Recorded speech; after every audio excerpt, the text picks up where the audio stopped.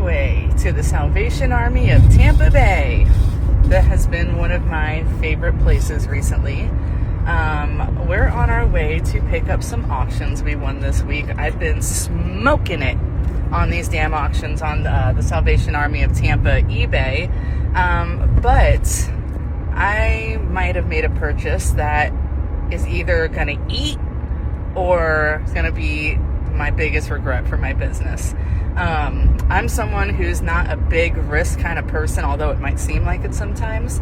I play things pretty safe, calculated risks.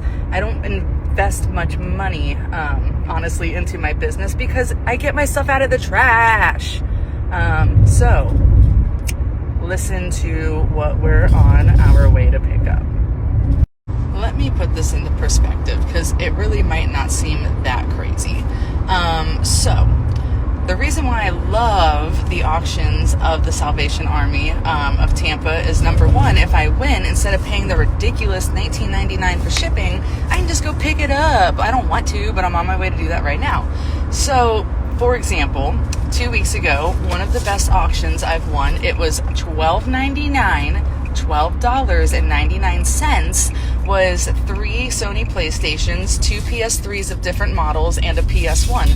They all worked. $12.99 for 3 working PlayStations? Yeah.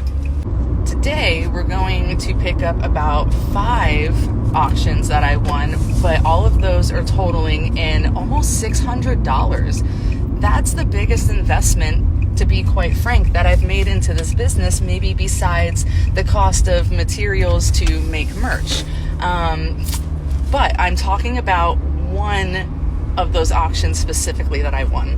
Just one of those, I spent $390. That's a lot of money. So what makes this investment so risky is that none of this is tested. I love it. I love it. I love it. I love it because 99.9% of the time I get lucky. Anyways, what the did I spend $390 on? Let me tell you. Let's get 2 things out of the way. 2 of them were knockoff emulator fake games from China. A fake PSP and a fake Game Boy Color.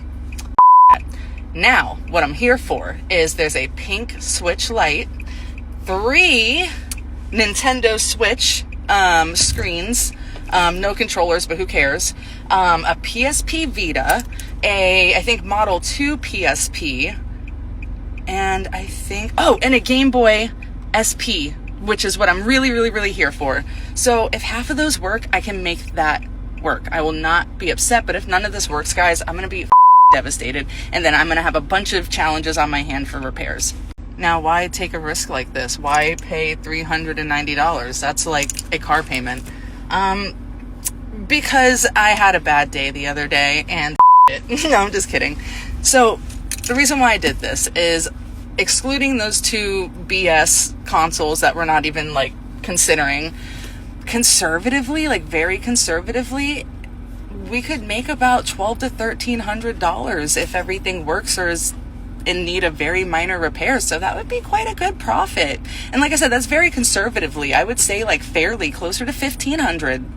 So the other auctions that we are going to pick up are totaling around $150, $160.